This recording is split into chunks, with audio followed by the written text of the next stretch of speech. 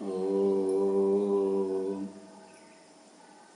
सच्चिदानंदरूपाय विश्वोत्पत्त्यादिहेतवे तापत्रय विनाशाय श्रीकृष्णाय वयं नमः।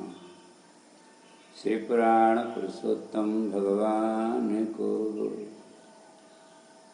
आउनुहोस् आदरणीय भक्त सज्जन वृन्द, आजको सत्संग कार्यक्रमलाई हामी शुभारम्भ गरौँ।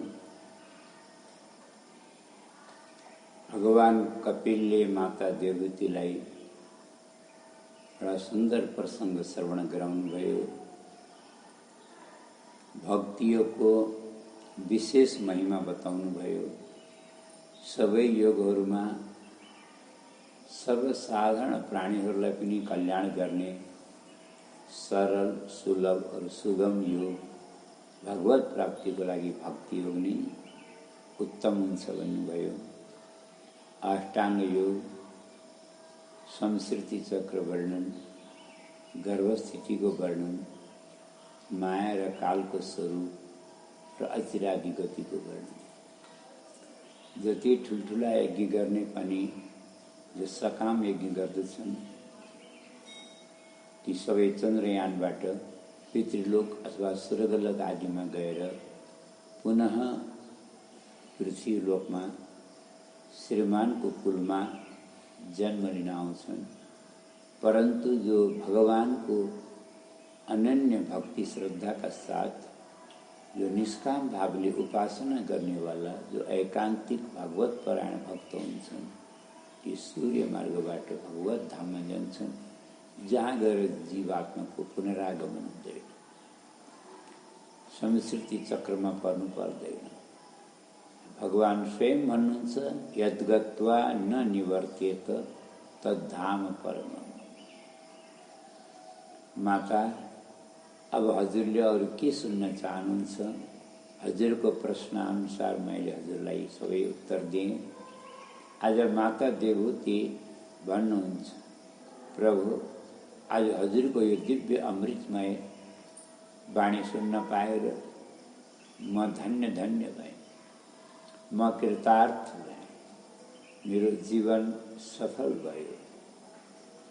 प्रभु आज हजुरले मेरो गर्भबाट जन्म लिनुभयो, मलाई धन्य बनाउनु, जसका गर्भमा सारा ब्रह्माण्ड वास गर्छ, जसको नाम हिरण्यगर्भ हो, और त्यस्ता सर्वेश्वर प्रभु जगदाधार आज मेरो गर्भमा वास गर्नुभयो।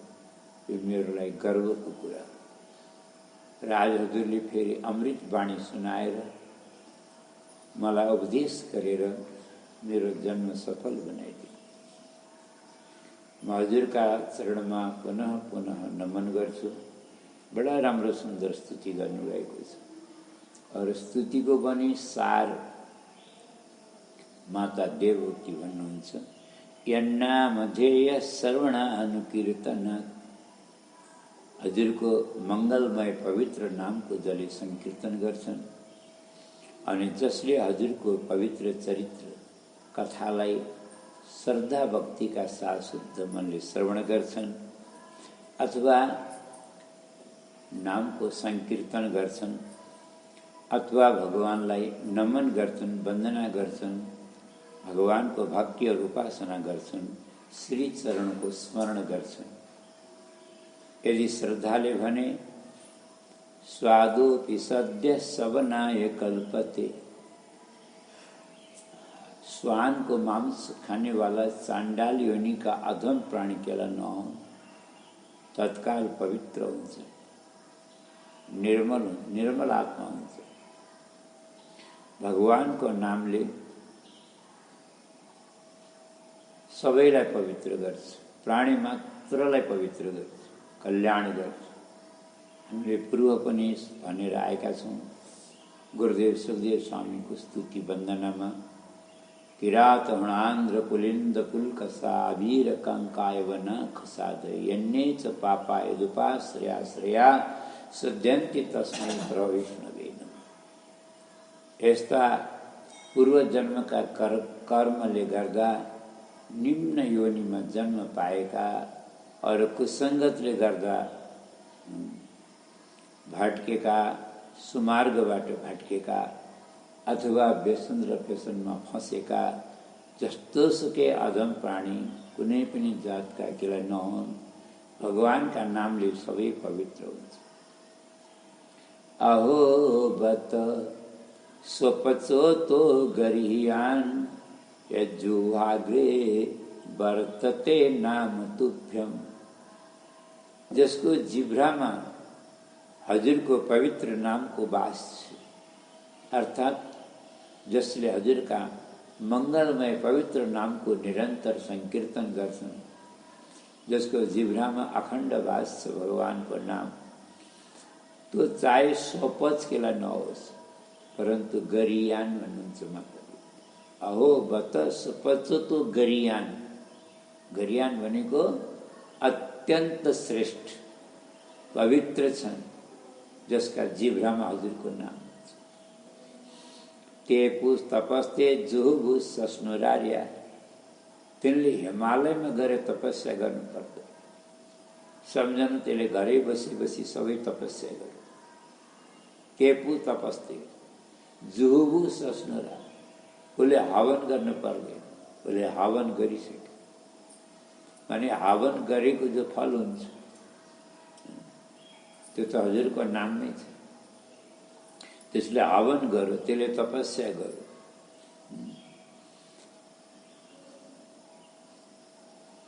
बडा सुन्दर राम्रो स्तुति माता देवहूतिले गर्नुभयो र अन्त्यमा वन्दे विष्णु कपिलम वेदगर्भम श्री चरणमा श्रद्धाले नमन गर्नुभयो। आज भगवान श्री कपिलले माता देवहूतिबाट अनुमति लिएर गंगा सागरमा फाल्नुभयो। भगवान कपिललाई गंगा समुद्रले पनि स्थान दियो। वहाँ गएर आज पनि कपिल भगवान गंगा सागरमै विराजमान हुनुहुन्छ, तपस्यामा भन्छन् नि अरू तीर्थ बार बार, गंगा सागर एक बार। यसको अर्थ के हो? यसको दुईटा अर्थ हुन्छ। एउटा अर्थ त यो हो, अरू तीर्थ बार बार गरेर जति पुण्य हुन्छ त्यो गंगा सागर एकै बार दर्शन गरेर त्यो पुण्य प्राप्त हुन्छ। त्यही भएर अरू बार बार गंगा सागर एक बार। अनि एउटा अर्को पनि अर्थ लाग्छ, साधारण उखान होइन, यसको अर्थ छ, सार्थक छ। अरू तीर्थमा जहिले गए पनि हामीले दर्शन पाउँछौँ, परन्तु गंगा सागरमा वर्षमा एक दिन मात्रै दर्शन पाइन्छ। अब आजकल यो नियम लागू छैन, किनकि एक त भगवान कपिलको जो वास्तविक प्राचीन तपस्थली थियो, श्री विग्रह जहाँ थियो त्यो अहिले समुद्रभित्र गयो। पहिला समुद्रले वर्षमा एक दिन कपिल भगवानको मन्दिर समुद्रले छोडिदिन्थ्यो। अहिले भन्छन् त्यहाँका जनता 14 किलोमिटर भित्र छ कपिल भगवानको पुरानो दर्शन। त अहिले फेरि बाहिरै किनारमा धेरै मन्दिर बने, आश्रमहरू बने, धर्मशालाहरू बने, बाहिरै दर्शन हुन लाग्यो। जहिलेबाट उहिलेबाट समुद्रले अब भित्र दर्शन दिन पनि छोड्यो। अब चाहे त बाहिरै दर्शन गरेर त्यही फल मिल्छ भनेर बुझौँ, या फेरि कलियुगको प्रधानता भयो। जे भए पनि भगवानको नाम अरू सबै कुराको ह्रास हुन सक्छ।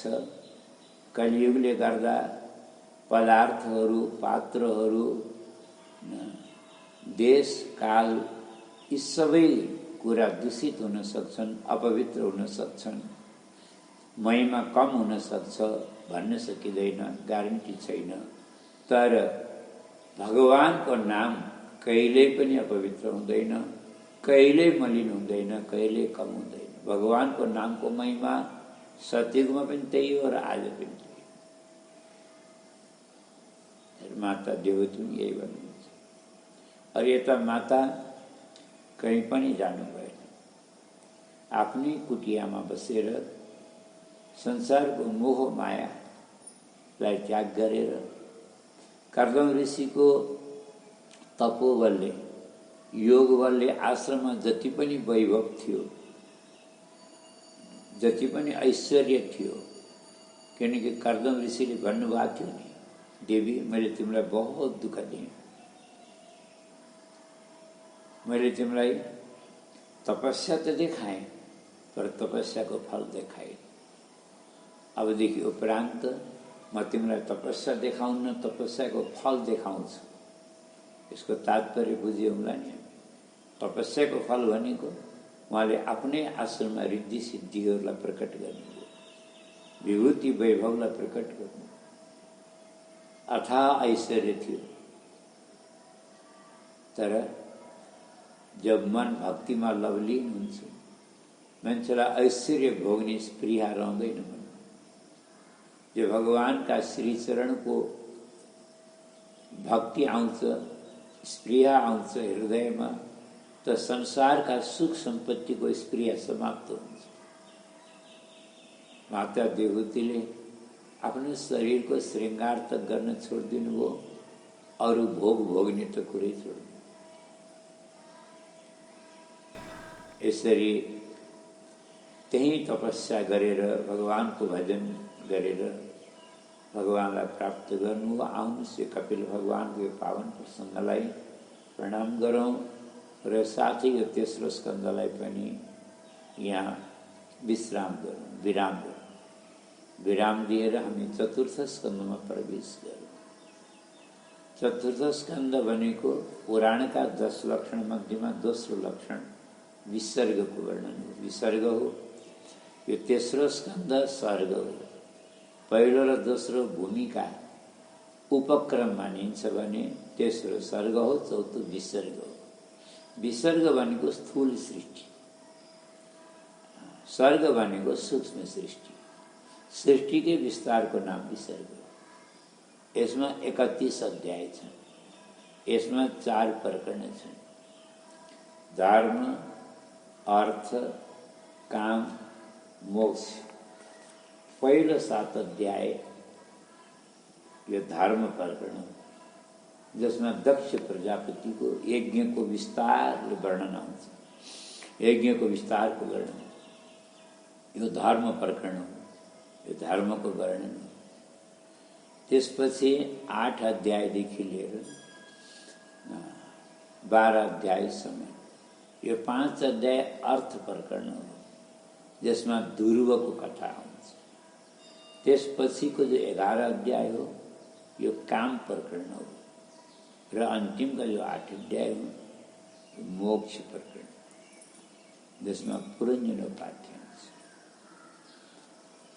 आउनुहोस् हामी चौथा स्कन्धको प्रथम अध्यायमा प्रवेश गरौँ। मनोस्त शतरूपायां तिस्रः कन्याश्च जज्ञिरे आकुतिर्देवहूतिश्च प्रसूतिरिति विश्रुतः। स्वयं मनु की 3 कन्याहरू थिए, आकुति, देवहूति र प्रसूति। यो हामीले पहिले पनि सुनिसकेका छौँ, जसमा देवहूतिको कथा अहिले भइसक्यो। तेस्रो स्कन्धमा सुखदेव स्वामीले परीक्षितलाई र मैत्रेय मुनिले विदुरजीलाई सुनाउनु भयो। अब हामी आकुतिको कथा, जो मनु की ज्येष्ठ कन्या हुन्, इनको विवाह रुचि नामका प्रजापतिसँग भयो। आकुतिम रुचये प्रादात्, परन्तु एउटा शर्त राखेर विवाह भयो। पुत्रिका धर्ममाश्रित्य शतरूपानुमोदित। यो शतरूपाले र श्यामु मनुले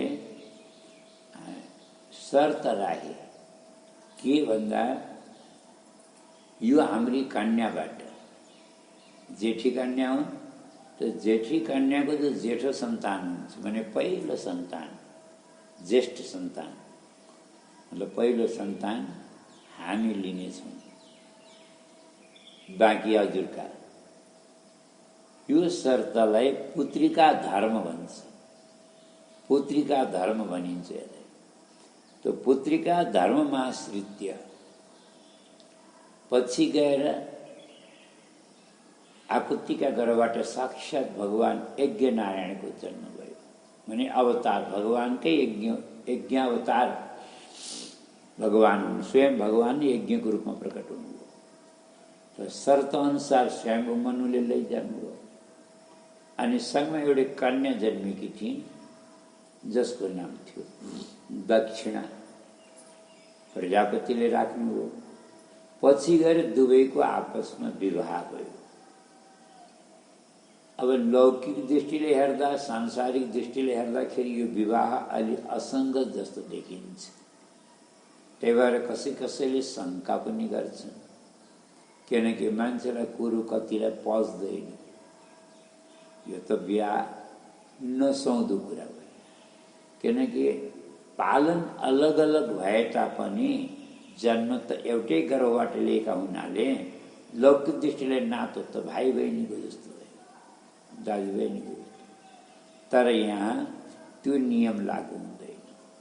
हाम्रा सबै आचार्य गुरुजनहरू टीकाकारहरू भन्नुहुन्छ, सबैले एकमतमा भन्नुहुन्छ, सबैको एउटै चिन्तन छ। के भन्नुभयो? राघवत्वे भवे सीता रुक्मिणी कृष्ण जन्मनी। तो भगवान श्री राम बनेर आउनुभयो, तो भगवती महालक्ष्मी, भगवान श्री राम बनेर आउनुभयो, तो भगवती महालक्ष्मी सीता बनेर आउनुभयो। राघवत्वे भवे सीता। और रुक्मिणी कृष्ण जन्मनी। और कृष्णावतारमा माता लक्ष्मी जी रुक्मिणी बनेर आउनुभयो। तो अन्येषु चावतारेषु विष्णुरेषा सहायिनी। तो भगवान श्री चाहे जहाँ सुकै जुनसुकै अवतारमा प्रकट भए पनि, जुनसुकै रूपमा अवतार लिए पनि भगवती लक्ष्मी भगवानको श्रीहरिको सहायता गर्नको लागि, सेवा गर्नको लागि कुनै न कुनै रूपमा प्रकट हुनुहुन्छ। त्यो लक्ष्मीनारायणको जोडा हो। जसरी आए पनि जोडा कहिले अलग हुँदैन र यसमा कोही दोष हुँदैन। यो गुरुजनहरूको आशय और गुरुवाणीमा कहिले शङ्का गर्नु र अश्रद्धा गर्नु हुँदैन। अब प्रसूतिको कथा सुखदेव स्वामीले पछि गर्नुहुन्छ। त्योभन्दा पहिले अब देवहूतिका जो 9 कन्या थिए, हामीले कथामा पहिले प्रसङ्गमा श्रवण गरिसकेका छौँ। देवहूतिकी 9 कन्या,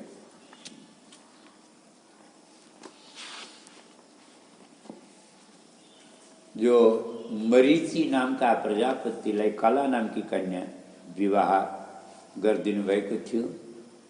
2टा पुत्र भए, कश्यप और पूर्णिमा नामका। अब कश्यप जी को सृष्टि 6वां स्कन्धमा विस्तारले आउँछ। कश्यपको त सृष्टिले संसारै ढाकियो भन्दा पनि हुन्छ।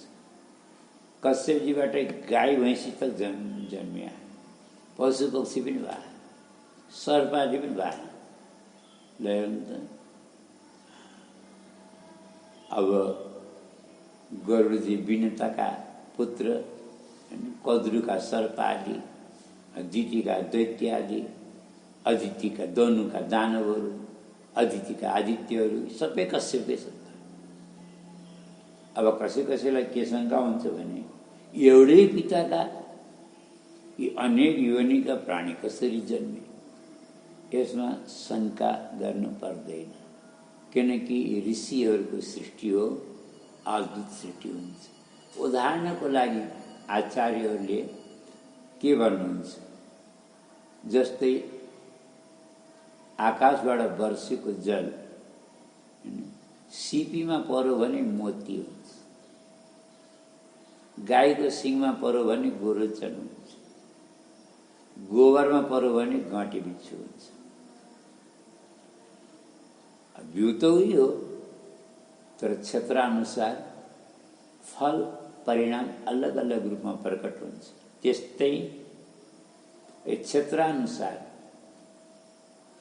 अलग अलग सृष्टि भयो। कश्यपम पूर्णिमान अरू अत्रि ऋषिलाई अनुसुयाको विवाह भएको थियो। अनुसुया माइली कन्या हैन। और अनुसुयाका घरमा त ब्रह्मा विष्णु महेशले जो अवतार लिनुभयो, त्रिदेवले अवतार लिनुभयो। यहाँ विदुरजीले मैत्रेय मुनिलाई प्रश्न गर्नुहुन्छ, त्रिदेवले अवतार लिनको कारण के हो? तो मैत्रेय मुनि विदुरजीलाई भन्नुहुन्छ, विदुरजी कारण के पर्यो भन्दा यहाँ दुईटा कारण छन्। एउटा कारण त भागवतमा वर्णन गरेको छैन, अरू पुराणमा अन्यत्र कथा आउँछ।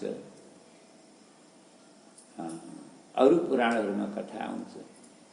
त्रिदेवले अनुसुयाको पातिव्रत्यको परीक्षा लिनको लागि महात्मा बनेर आउनु भएको थियो। महात्मा बनेर आउनु भएको थियो भिक्षा माग्नको लागि। अनुसुयाले जब भिक्षा माग्न भन्दाखेरि, भिक्षा लिनुस् भन्दाखेरि त्रिदेवले पातिव्रत्य धर्मको परीक्षा गर्नलाई के भन्नुभयो, देवी तिमीले निर्वस्त्र भएर भिक्षा दिन्छौ भने हामी लिन्छौँ, अन्यथा हामी लिँदैनौँ। अब अनुसुया माताले मनमा सोच्नुभयो, यस्ता त कोही महात्मा हुँदैनन्। ये महात्मा हुन् कि कोही ढोंगी हुन्, अथवा कोही दुराचारी व्यभिचारी हुन्, अथवा कोही मेरो पातिव्रत धर्म भ्रष्ट गर्न आएका कोही पापी हुन्, अथवा खेर जोसुकै हो। यदि म साँच्चै कि पतिव्रता रहेछु भने यी तीनटै जोगी यी 6 महिनाका बालक हुन्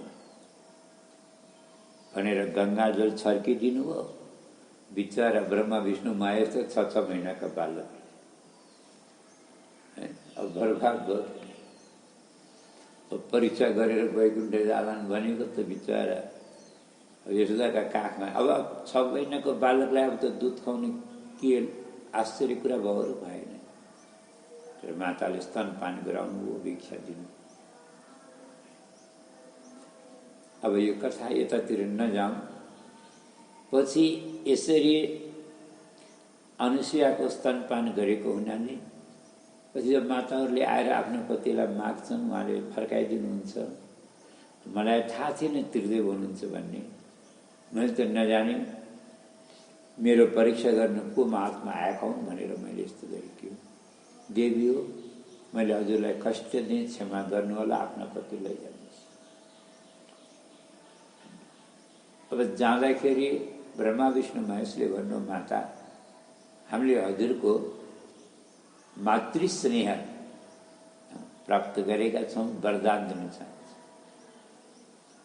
अब यहाँ माताले वरदान मागेको त प्रसङ्ग थाहा छैन, तर भगवानले स्वयं भन्नु, माता तपाईँको स्तनपान गरेका छौँ हामीले, हामी ऋणी छौँ। एक दिन तपाईँका घर तपाईँका सन्तानै भनेर आउँछ। त्यही भएर कालान्तरमा विष्णु दत्तात्रेय बनेर आउनुभयो र ब्रह्माजी चन्द्रमा बनेर आउनुभयो और शंकर भगवान दुर्वासा शंकर श्यामसो। अब यो कथा छोडौँ, यो भागवतमा नभएको हो। मैले खालि आउनुको कारण मैले निवेदन गरेँ। अब भागवतमा भएको कथा भनौँ। जब अत्रि ऋषिले हात जोडेर ब्रह्माजीलाई सोध्नुभयो, पिताजी मेरो लागि के आदेश हुन्छ, हजुरले के आज्ञा गर्नुहुन्छ, म आज्ञा पालन गर्न तयार छु। जाऊ तपस्या गर, शक्ति प्राप्त गरेर सृष्टिमा सहायता गर भन्ने। त्यही भएर अत्रि ऋषिले जङ्गलमा गएर तपस्या, घोर तपस्या, भीषण तपस्या गर्नु।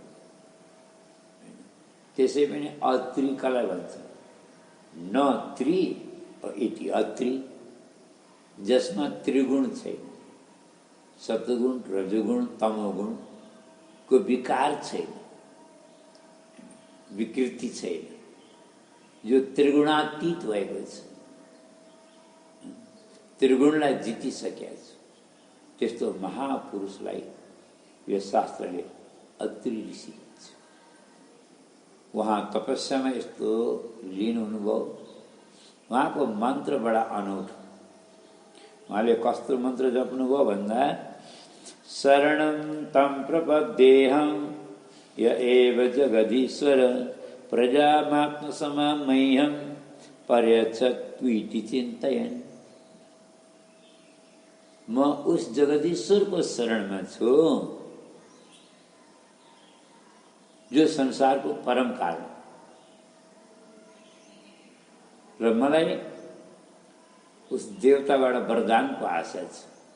मलाई त्यो जगदीश्वर परमात्माले आफ्नै समान मलाई सन्तान प्रदान गर्यो। यस्तो मन्त्र जप्नु हो। प्रजाम आत्मसमामयम पर्यच्छतु इति चिन्तयन्। जब प्रकट हुने बेला ब्रह्मा विष्णु महेश प्रकट हुनु। अब अत्रि त एउटै देवताको तेज ब्रह्मा विष्णु मध्येमा कोही एउटा पनि अगाडि प्रकट हुनुहुन्छ भने हामीले उहाँको अनुहार हेर्न सक्दैनौँ। आँखा तिरमिराउँछन्। उहाँको तेज हामीले खप्न सक्दैनौँ भने त्रिदेवको तेज कसैले खप्न सक्ला? आँखा तिरमिराउँछ। त अत्रिजीले त आँखै देख्न सक्नु भएन। आँखा चिम्लेर स्तुति गर्नुभयो। बडा राम्रो स्तुति गर्नु। विश्वोद्भवस्थितिलयेष विभज्यमानैर्माया गुणैरनुयुगं विगृहीत देहान् ते ब्रह्म विष्णु गिरीशा प्रणतोऽस्म्यहं भवस्तेभ्यः कएव भगव ये भवतां मह्योपहूत। एउटा सृष्टिकर्ता, एउटा पालनकर्ता, एउटा संहारकर्ता। आज त्रिदेवको दर्शनले म धन्य भएँ। कोटि कोटि प्रणाम। मेरो स्वीकार गर्नुहोस्। तर मेरो मनमा एउटा शङ्का छ। मैले त त्रिदेवलाई आवाहन गरेको थिएन, बोलाएको थिएन। मैले त एउटैलाई बोलाएको थिएँ। एको मय भगवान विबुध प्रधान। प्रधान विबुध, विबुध प्रधान भनेको हजुर त्रिदेवमा जौनो प्रधान हुनुहुन्छ, उहाँलाई मैले बोलाएको। हजुर टिन्टेलाई आउनु भनेकै होइन मैले। हजुर यहाँ टिन्टे किन आउनु हो? ल चित्ते कृत पर्जन्यनाय कथम नुयूयम। हजुर त्रिदेव नै यहाँ किन आउनु? त भगवान भन्नुहुन्छ अत्रि तिमीले ध्यान देऊ त। हामी तीनटा देवतामा एउटालाई बोलाएका त हौ, पर तिमीले एउटामा कति एउटाको नाम त लिएनौ नि। लिएर तिमीले के भन्यौ? या एव जगदीश्वर, जो जगतको कारण हो, ईश्वर हो, त्यो आओस् भन्यो। हो हामी तिनटै जगतका ईश्वर हौँ, और हामी तिनटै जगतका कारण हौँ। अब एउटाले सृष्टि, एउटाले पालन, एउटाले संहार। अब बराबर कारण भएन त? तिनटै ईश्वर, तिनटै कारण, हामी तिनटै जगदीश्वर। त्यही भएर हामी तिनटै आयौँ। अब रह्यो तिम्रो सन्तानको लागि। सन्तानको लागि को आउँछ भन्दा चिन्ता नगर। सन्तान हामी तिनटै तिम्रा घरमा सन्तान भएर आउँछ। हामी त्रिदेव नै, हामी तिनटै तिम्रा घरमा हामी सन्तान भएर आउँछौँ भनेर यसरी भगवानले वरदान दिनुभएको हुनाले कालान्तरमा सोमो भूत ब्रह्मणोंसेन, ब्रह्माजीका अंशबाट चन्द्रमा हुनु हो। विष्णु दत्तस्तु योगविद, अनि भगवान विष्णु दत्तात्रेयको रूपमा आउनु हो। और दुर्वासा शंकर श्यामसो निबोधाङ्गी रस प्रभु। भगवान शंकर दुर्वासाको रूप। त्यही भएर उहाँलाई दुर्वासा दिन सबै डराउँछ। रिसाएपछि श्राप दिइहाल्नु। किनकि रोषाधिष्ठात्री परत्व भगवान शंकरको अवतार। आउनुहोस् त्रिदेवलाई प्रणाम गरौँ। हामी अंगिरा ऋषि, यो तेस्रा तेस्री कन्या श्रद्धा देवहूति की अंगिरा ऋषिले बिहा गर्नु हो। और अंगिराबाट चाउडी कन्या भए सिनिबाली कुहुराका अनुमति और दुईटा पुत्र भए उत्तथ्य र बृहस्पति, जो देवताका गुरु बृहस्पति उत्तथ्य। यसका यहाँका 6वटा सन्तान भए, 2 पुत्र चाउडी कन्या भए। त्यसपछि पुलस्त ऋषिकी पत्नी आविर्भूदेखि अगस्त्यजीको जन्म भयो र विश्रवाको पनि जन्म भयो। अब विश्रवाका 2टी पत्नी थिए, एउटीको नाम केसिनी थियो, एउटीको इडबिडा थियो। अब इडबिडाबाट त कुबेरको जन्म भयो, केसिनीबाट रावण कुम्भकर्ण विभीषण भए, रावण कुम्भकर्णहरू भए। अनि पुलहकी पत्नी गतिदेखि कर्मश्रेष्ठादि 3 पुत्र भए। कर्तुकी पत्नी क्रियादेखि 60,000 बाली खिल्ले ऋषिहरू भए, जो सूर्यका अगाडि हात जोडेर स्तुति गर्दै सूर्यनारायणको उल्टो हिँड्छन्। सूर्यको सन्मुख भएर यसरी 60,000 बाली खिल्ले ऋषिहरू भए। अब वशिष्ठकी पत्नी अरुन्धती, और यहाँको एउटा नाम ऊर्जा पनि भन्छन्, शास्त्रमा आउँछ। और यहाँका चित्रकेतु आदि 7 पुत्र भए। अनि अर्की पनि पत्नी बृहस्पतिजी कि अर्की पनि एउटै पत्नी हुनुहुन्थ्यो। वशिष्ठकी अर्की पत्नीबाट शक्तिको जन्म भयो। अब शक्तिलाई कुनै कारणले गर्दा राक्षसहरूले यहाँलाई खाएका थिए, माने शक्तिको मृत्यु भएको थियो। त्यही भएर शक्तिका पुत्र पराशरजी हुनुहुन्थ्यो। पराशरजीका व्यास भगवान हो। और व्यासको हेर परिचित म भएँ भन्नुहुन्छ सुखदेव। यो ब्रह्माजीदेखि सुखदेव स्वामी तकको परम्परा हो, त्यसरी हुनुभयो। अनि अथर्वाकी पत्नी चित्ती र यिनको अर्को नाम शान्ति पनि हो, शान्ति पनि हो। अनि यहाँबाट दध्यङ ऋषि, जसलाई अश्वशिरा पनि भन्छ, अश्वशिरा भएर देवताहरूलाई उपदेश गर्नुभएको। और भृगुकी पत्नी ख्यातिदेखि धाता एवं विधाता हुनुभयो। धातादेखि मृकण्ड र मृकण्डदेखि मार्कण्डेय मुनि हुनुभयो। विधातादेखि प्राण र प्राणका वेदशिरा मुनि हुनुभयो।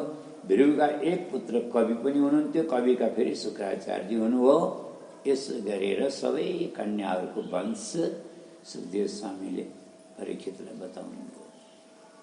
अब मनुकी, स्वयं मनुकी जो अर्की कन्या थिइन्, कनिष्ठ कन्या, कान्छी कन्या, जसको नाम थियो आकुति, देवहूति र प्रसूति, अनि जसको विवाह दक्ष प्रजापतिसँग भयो।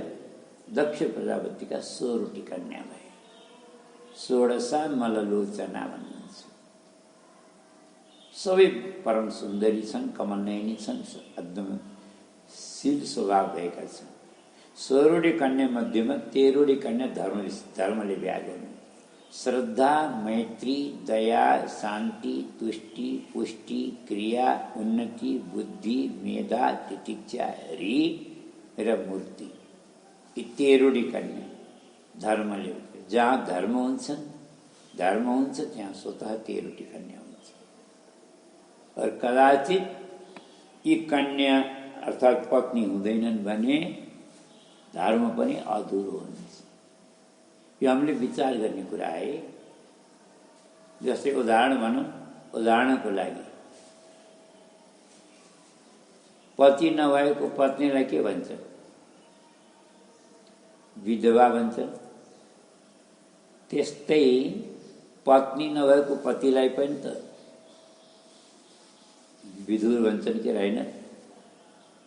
पत्नी नभएका पतिलाई विधुर भन्छन् है। विधुर भन्ने भाषा यदि कसैले बुझ्नु भएन भने अझै गाउँले भाषा, ठेट भाषा भनौँ है त, रणुवा। अनौठो नमान्नु होला, किनकि हाम्रो नेपाली ठेट भाषा हो। वास्तवमा यसको अर्थ गम्भीर छ। धर्मका पत्नी साथमा छैनन् भने धर्म पनि रणुवा हुन्छ। विधुर हुन्छ, अर्थात् त्यो अपूर्ण धर्म, त्यो अधुरो धर्म। यदि नबुझेको भए यसलाई अलिकता विस्तार गरौँ। जस्तै श्रद्धा बिनाको धर्म कस्तो होला? जेठी पत्नीको नाम हो श्रद्धा, अनि श्रद्धा छैन जुन धर्म, त्यो धर्म कस्तो आफै कल्पना गरौँ हामीले। त्यो अभिमानीहरूले गर्ने धर्म। त्यही भएर बिना श्रद्धाको धर्म अधुरो हुन्छ कि हुँदैन? अर्की पत्नीको नाम हो मैत्री, और जहाँ धर्म हुन्छ त्यहाँ मित्रता हुन्छ। उसले कसैसँग बैर गर्दैन, शत्रुता गर्दैन, द्वेष गर्दैन।